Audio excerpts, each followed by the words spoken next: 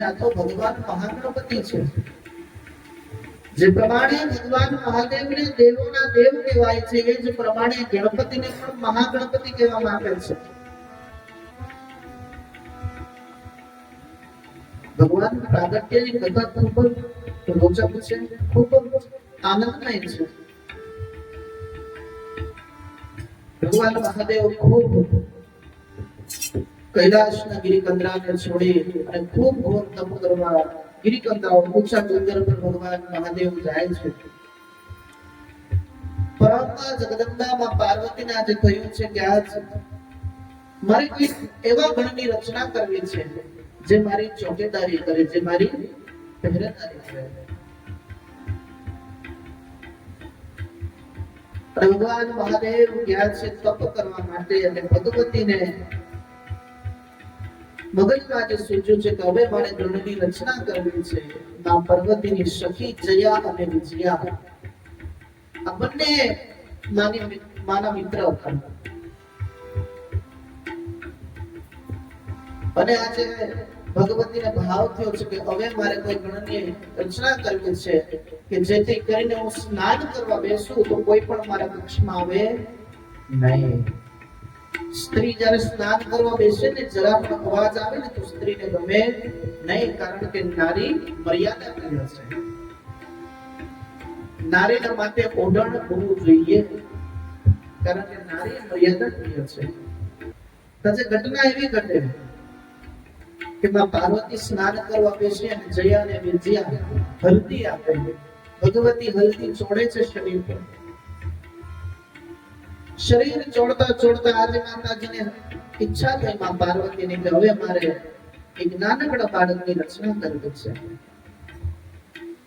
ભગવાન મહાગણપતિની રચના માં ભગવતીના મહેલમાંથી થઈ છે, હલ્દીમાંથી થઈ છે. અને ભગવાનનું ખૂબ શરીર, દિવ્ય શરીરની રચના થઈ છે, નિર્માણ થયું છે. અને જ્યારે ભગવતી પરંપરાએ બાળકની રચના નિર્માણ કર્યું અને બાળકને કહે છે કે બેટા હું તને દંડ આપું છું, દીકરા હું અંદર સ્નાન કરવા બેસું કે હું ઘરમાં હોઉં ત્યારે તારે ચોકીદારી કરવાની કે ઘરમાં કોઈ પ્રવેશ કરે નહીં. સમય જતા જતા જતા ભગવાન મહાદેવ 10 વર્ષ સુધી તપસ્યા કરીને પાછા ઘરે આવે છે. 10 વર્ષની તપસ્યા બાદ ભગવાન જ્યારે આવે તો એમને ઈચ્છા થઈ કે આજે હું પાર્વતીને મળીશ આટલા દિવસ પછી. પણ બાપાએ એમને દરવાજા પર અટકાવી દીધા કે નહીં, અંદર મારી માતા સ્નાન કરી રહી છે, અત્યારે તમને પ્રવેશ આપીશ નહીં. મહાદેવ ખૂબ આનંદમાં આવ્યા હતા અને ભગવાન મહાદેવનો આનંદ તૂટી ગયો કે આ દુષ્ટ બાળક કોણ છે, મને કેમ અટકાવે છે. મહાદેવ બહુ સમજાવે, હજુ પણ તું હટી જા, હજુ પણ તું હટી જા. પણ બાપા એકના બે ન થાય, મારી માની આજ્ઞા છે, હું અહીંયાથી નહીં હટું. જો હટું તો મારી માની આજ્ઞાનું અપમાન થાય. એટલે બાપા ત્યાંથી હટતા નથી. પછી મહાદેવને થયું કે હવે આ બાળક સાથે લડાઈ નહીં, અને બહુ સમજાવે. બાળક સાથે કેવું રહેવું પડે, બાળક બનીને રહેવું પડે. મોટો માણસ હોય ને તે બાળકને એની ભાષામાં વાત કરે તો બાળક રડવા માંડે, માને નહીં, પણ એક બાળક પાસે બાળક બનીને રહેવું પડે. ભગવાન મહાદેવ બહુ સમજાવે છે પણ એ સમજતા નથી.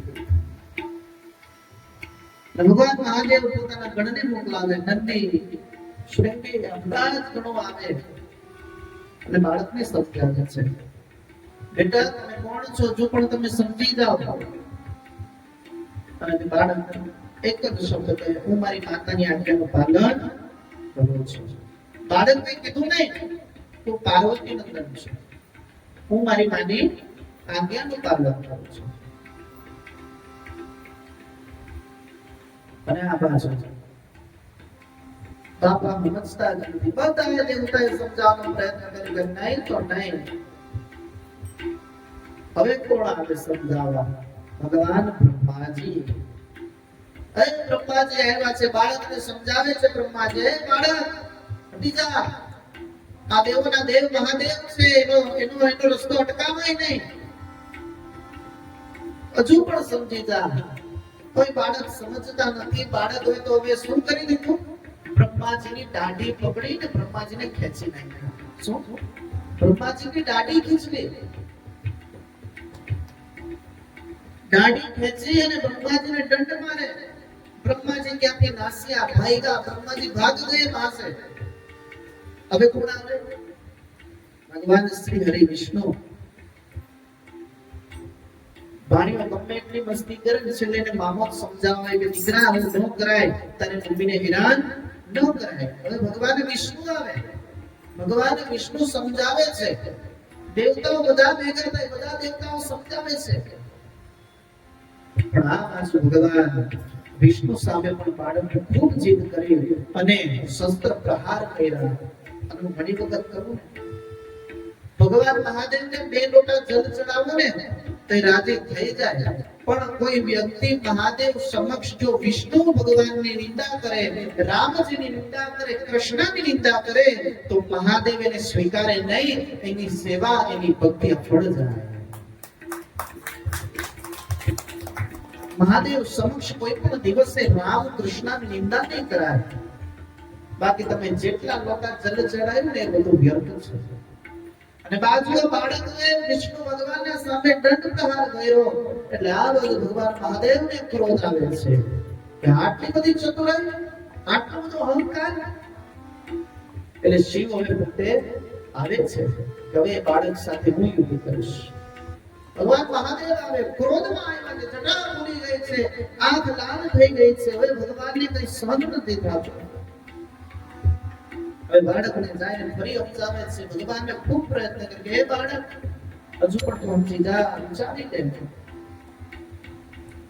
પણ નહીં તો નહીં. છેલ્લે ભીષણ યુદ્ધ થયું છે. આ બાજુ ભગવાનને પણ બાલ ગણેશને પણ ખૂબ પ્રહાર કર્યા છે. ગજાનંદે ખૂબ પ્રહાર કર્યા છે. શસ્ત્ર બુદ્ધિક પ્રમાણના યંત્રથી ભગવાન મહાદેવ પર પ્રહાર કરે. આ બાજુ ભગવાન મહાદેવ પણ એક બાજુથી પ્રહાર કરે. અને આ સૃષ્ટિમાં હરેક વસ્તુથી બચી શકાય, પણ મહાદેવના ત્રિશૂળથી કોઈ દિવસ બચી શકાય નહીં. આ બાજુ ભગવાન મહાદેવે ત્રિશૂળ હાથમાં ધર્યું છે અને પ્રહાર કરી દીધું છે. ભગવાનનું ગળું શરીરથી અલગ થઈ ગયું અને બાળક જમીન પર પડી ગયા છે. હવે હાહાકાર મચ્યો છે. આખી પૃથ્વીમાં અંધકાર છવા માંડ્યો છે. સૂર્યની ચમક ઉડી ગઈ છે. ચંદ્રમા ધીમો ધીમો તેજ હિત થવા માંડ્યો છે. પણ માએ માં કહેવાય. આ બાજુમાં પાર્વતીને ભનક છે. નક્કી કઈ અનિષ્ટ થયું છે. આટલું બધું સન્નાટો કેમ છવાઈ ગયો? એક બાળક માટે માં છે ને કાલીનું રૂપ પણ ધારણ કરી શકે. માં છે. જેનો બાળક ખૂબ પીડાતો હોય ને તો એ માને કાલી બનતા વાર નહીં લાગે. આ પ્રમાણે જ્યારે ભગવતી માં પાર્વતી પાસે વાત પહોંચી કે મારા બાળકને બીજનું નિર્માણ કરવે, ગણનાથનો વધ થયો છે. એ પણ કોના હાથે? જો કે વધ નો કહેવાય, પણ આ તો પ્રાકૃતિક લીલા છે, પરમાત્માની લીલા છે.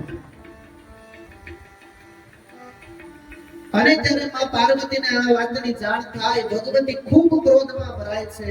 મને મારો પુત્ર જોઈએ, મને મારો પુત્ર જોઈએ, મારો પુત્ર મને જોઈએ. જો મારો પુત્ર મને પાછો નહીં મળે તો આખી સૃષ્ટિનો બાળીને ભસ્મ કરી નાખા. ભગવતી એટલા ગુસ્સામાં આવ્યા છે. તે ગુસ્સો જોઈ મહાદેવ પણ ડરી ગયા છે. એ ગુસ્સો જોઈ મહાદેવ પણ ગભરાઈ ગયા છે. કારણ કે ભગવતી પ્રચંડ વિકરાળ રૂપ ધારણ કર્યો. અને વિકરાળ રૂપ ધારણ કર્યા પછી મહાદેવ પણ ખૂબ ચિંતામાં કે અમે શું કરી લીધું? નાનકડા બાળકોને પ્રહાર કર્યો આજે.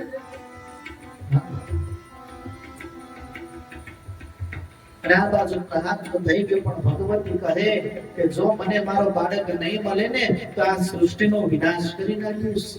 મને મારો બાળક ગમે પ્રમાણે ફરી જીવિત કરીને મને આપો.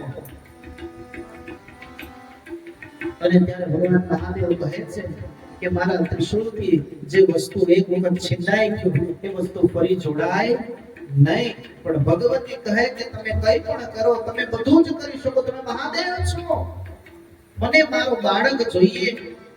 ત્યારે ભગવાન મહાદેવ કહે છે કે જાઓ, વન વગડામાં જે કોઈ પ્રાણી પહેલું મળે એનું ગળું કાપીને લેતા આવો.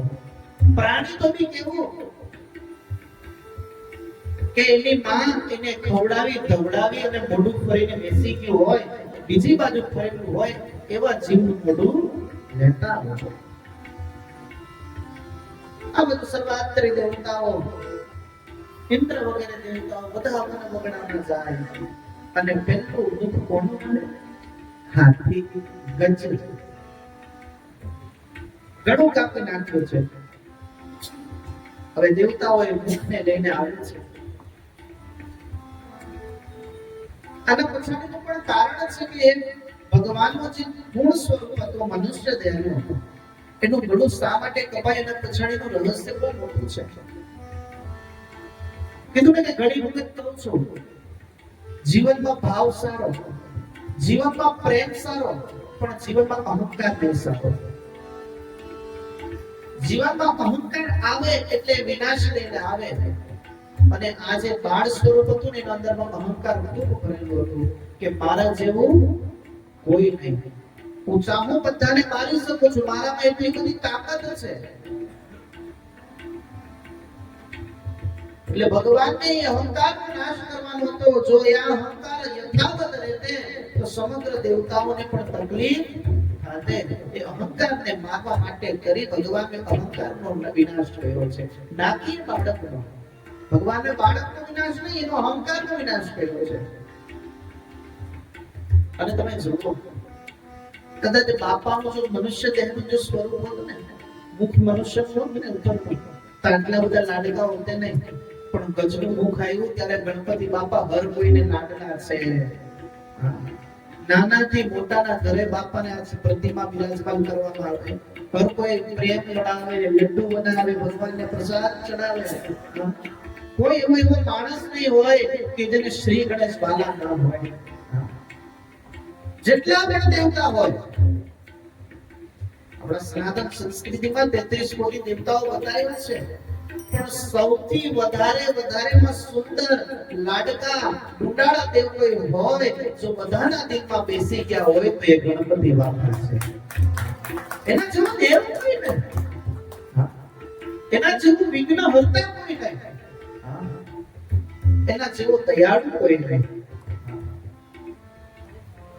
ગણપતિ ગણપતિ ગણોના પતિ, જે ગણોના પતિ છે, જે આખા ગણના ટોળાને સાચવે, સાથે રાખી આખી ટીમને કોર્પોરેટ કરીને ચલાવે, એ ગણપતિ, ગણોનો પતિ.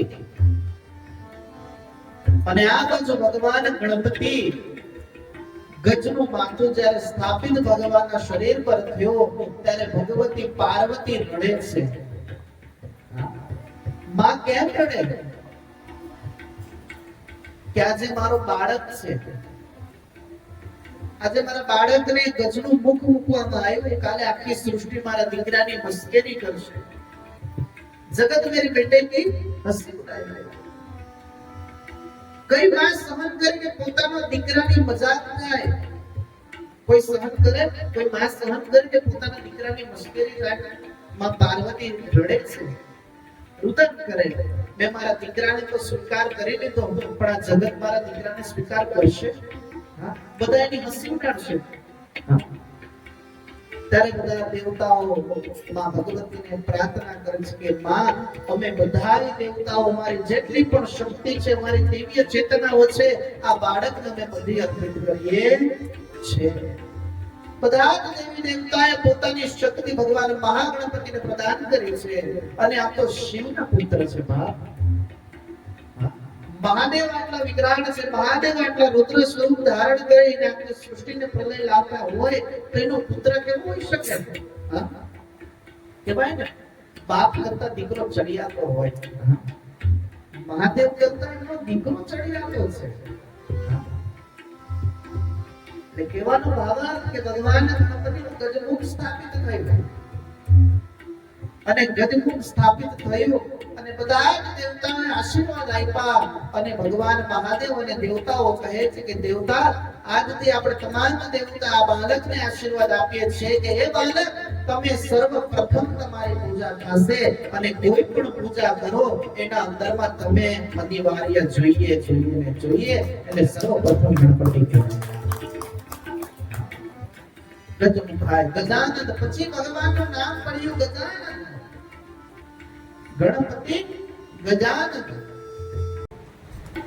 ભગવાન ગણપતિને તો રહેવું હતું બ્રહ્મચારી ભગવાનને સંન્યાસી એવું હતું પણ ભગવાન ભોગ તપ કરવા બેઠા ગણેશજી અને બાપા જ્યારે તપ કરવા બેઠા અને ત્યારે એ સમયે તુલસીનું આગમન થયું છે જેને દર્શન કરવો હોય ભલે દર્શન કરો કોઈ વાંધો નહીં એ સમયે તુલસીનું આગમન થયું અને તુલસી ભગવાન ગણપતિને જોઈને મોહિત થઈ ગયા છે બાપાને જોઈને તુલસી ખૂબ મોહિત થઈ ગયા છે અને તુલસી બાપાના સમક્ષ જઈ અને બાપાનું ધ્યાન ભંગ કરી નાખે છે ભગવાન સાધના કરવા બેઠા એ સાધનાને તુલસીએ ભંગ કરી નાખે છે અને આ બાજુ ભગવાનના જ્યારે નેત્ર ખોલ્યા અને તુલસી એક પ્રસ્તાવ મૂકે છે કે મારે તમારી સાથે લગ્ન કરવા છે અને ભગવાન ગણપતિ ગુસ્સે થઈ ગયા કે મારે તમારી સાથે લગ્ન કરવા નથી તમે મારી સાધના કેમ ભંગ કરી છે સાધુ સંતો સાધના કરે ને જપ કરે ને અને એના અંદરમાં કોઈ અવરોધ ઉત્પન્ન કરે એના અંદર વચ્ચે આવીને કોઈ હેરાન કરે એની સાધના ખંડિત કરે તો સાધુ સંત કે મહાપુરુષોને એને ગુસ્સો આવે કેમ જે ચરાચર જેના ચિંતનમાં અવિરત બેસી રહ્યો છે જેનું ભજન કરી રહ્યો છે એના અંદરમાં શા માટે આપણે વિઘ્ન ઉત્પન્ન કરવું જોઈએ તુલસીએ પણ એવું જ કર્યું વિઘ્ન ઉત્પન્ન કર્યો ભગવાનને ગુસ્સો આવ્યો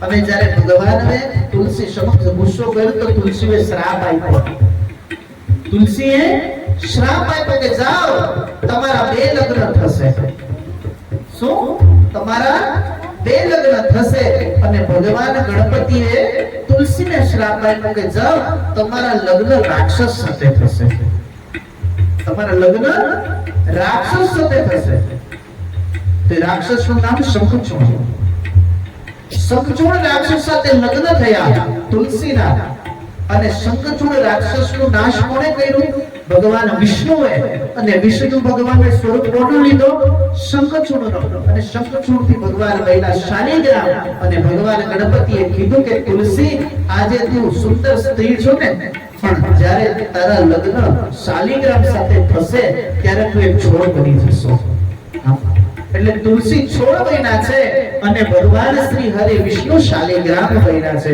બોલીએ શ્રી શાલિગ્રામ ભગવાન કી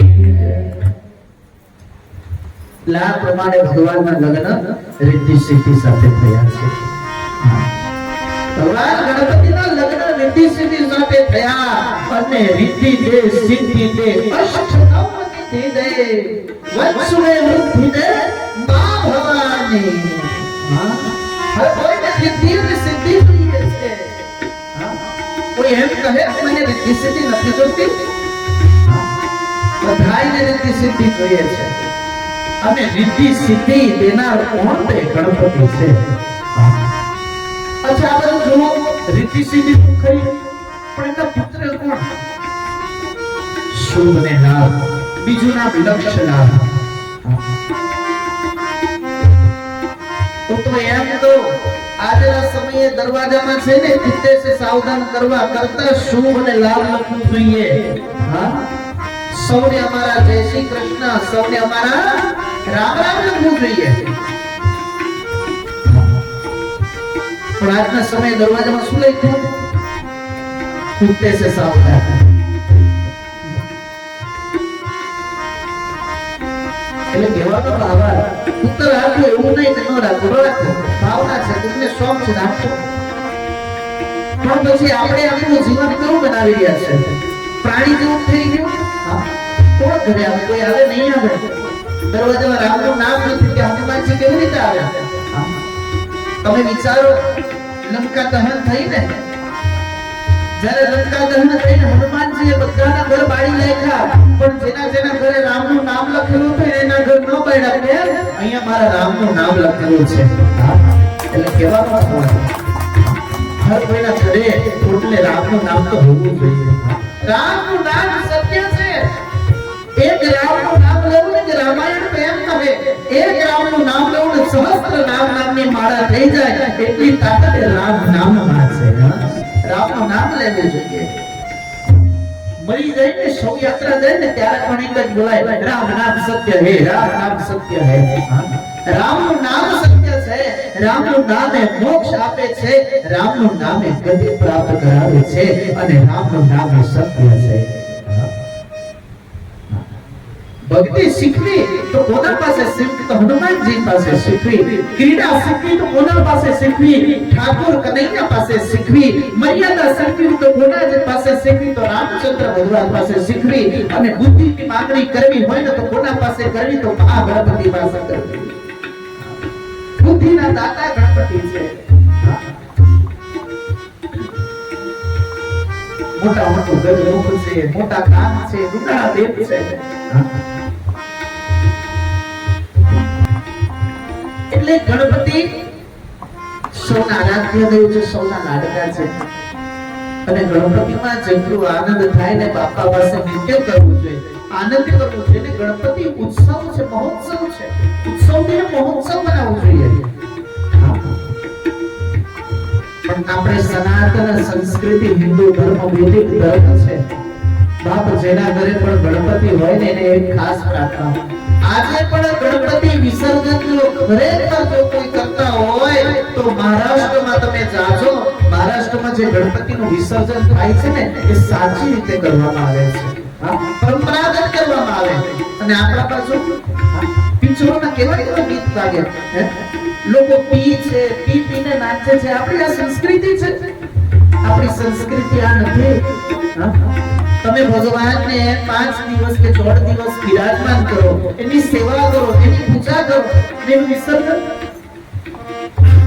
ડ્રિંક્સ કરીને, પિક્ચરોના ગીતો વગાડીને આપણી સંસ્કૃતિ છે ના. એટલે કહેવાનો ભાવ ભગવાનની પ્રતિષ્ઠા કરો, એની સેવા કરો. મંત્ર તે ભલે મંત્ર આવડે કે ન આવડે, પણ માત્ર ખાલી ઓમ ગણ ગણપતિએ નમઃ, ઓમ ગણ ગણપતિએ નમઃ આ મંત્રનો જપ કરો તો દાદો રાજી રાજી ને રાજી થઈ જાય. નથી જોતો કઈ દ્રવ્ય કે આ વખતે બાપાનું વિસર્જન આપણે અહીંયા મંડુલી ધામમાં જ કરવાના છે. કારણ કે 2 વર્ષથી અત્યારે આપણે વિસર્જન દરિયે કરવા જતા હતા, પણ ખૂબ સમુદાય ભેગું થાય અને ખૂબ ભીડ થઈ જાય. એમાં સારા વ્યક્તિ ભેગા થાય, એમાં કેટલાક નશાવાળા ભેગા થાય. આપણે આટલા દિવસની સેવા કરીએ અને જો પ્રતિમા સાથે આમ તેમ કંઈ થઈ જાય તો આપણી ભક્તિ કરતે આપણે દુઃખ થાય કે બાપાને આપણે સેવા કરીને આમ થઈ ગઈ. એટલે એક નિર્ણય કર્યો છે આ વખતે વિસર્જનનો કે આપણા મંદિરના બહાર એક વ્યવસ્થિત સ્વિમિંગ પૂલ જેવી વ્યવસ્થા આપણે કરીશું બાપાની. અને જેટલું નાચવું હોય, જેટલું નૃત્ય કરવું હોય એ બાપાના પ્રાંગણમાં, માતાજીના પ્રાંગણમાં ખૂબ ધૂમધામપૂર્વકથી આપણે નાચી ગાઈને બાપાના મંદિરના બહાર એક પાણીનો એક ટબ જેવું બનાવીને એના અંદરમાં આપણે વિસર્જન કરીશું. એ વિસર્જન આપણને 2 વસ્તુમાં કામ લાગે. બાપાની જે માટી છે થોડી થોડી હક કોઈ પોતાના ઘરે લઈ જાઓ, છોડ ઉગાવજો, તુલસી રોપજો. બીજું, બાપાનું જે પાણી છે એનો લૂંડો ભરીને ઘરમાં તમે છાંટો, તમારા ઘરની શુદ્ધિકરણ પણ થઈ જાય, પ્રદૂષણ પણ નહીં ફેલે, વાતાવરણ પણ નહીં બગડે. અને બાપાની જે માટી છે એનો આપણે છોડ ઉગાવી દઈએ. એટલે આ વખતે બાપાનું જે વિસર્જન છે એ માના પ્રાંગણમાં જ છે. એટલે સૌ વિસર્જનમાં પધારજો. અને હું તેવી આશા કરું આવા વિસર્જન થવા જોઈએ આપણા ધર્મમાં. એટલે વાતાવરણ, દરિયો પણ કેટલું સહન કરે. આપણે દરિયાને ઝેરીલું બનાવી દીધું. પીઓપી ની મોટી મોટી મૂર્તિ લાવી આપણે. પીઓપી ને પીગળતા 6 મહિના થાય. કેટલા? 6 6 મહિના થાય વર્ષ નીકળી કરવર પ્રાર્થના છે ભગવાન ગણપતિ સ્વામી આશા પૂરી કરે અને આ ઉત્સવ એ મહા ઉત્સવ છે બાપાનો ઉત્સવનો ખૂબ ધૂમધામ મનાવો ફરી કહું છું 15 તારીખે આપ સૌને મારું આમંત્રણ છે ભાવ કર્યો આદમણની પાવન ભૂમિએ આ વિરાટ યજ્ઞ થવા જઈ રહ્યો છે 1.25 લાખ લાડુની આહુતિ યજ્ઞમાં હોમાશે એટલે 15 તારીખે સૌ પધારજો સવારે 8 વાગ્યાથી યજ્ઞ પ્રારંભ થશે અને નારિયેળ યજ્ઞમાં હોમવા માટેનો સમય 5:30 વાગ્યાનો છે એટલે સર્વ ભાઈ બહેનો મારું ભાવથી આમંત્રણ છે કે આ યજ્ઞમાં પધારજો કારણ કે આ ધર્મની ભૂમિએ વિરાટ યજ્ઞ બાપાનો થવા જઈ રહ્યો છે સર્વે ભવંતુ સુખમય સર્વે ભવંતુ નિરામય આ સર્વના સુખ માટે કરીને યજ્ઞ થવા જઈ રહ્યો છે એટલે આપ સૌને મારું ભાવથી આમંત્રણ છે પધારજો પધારજો પધારજો મોરિયા રે બાપા મોરિયા રે બાપા મોરિયા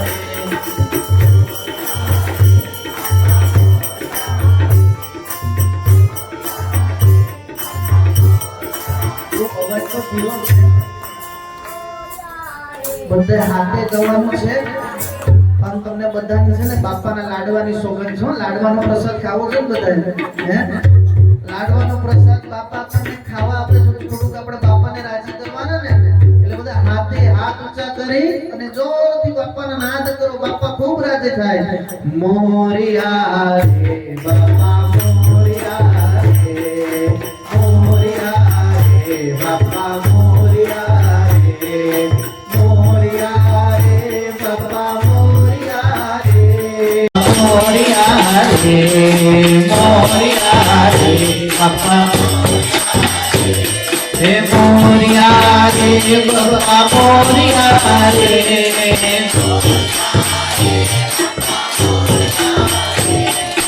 મોરિયા રે બાપા મોરિયા રે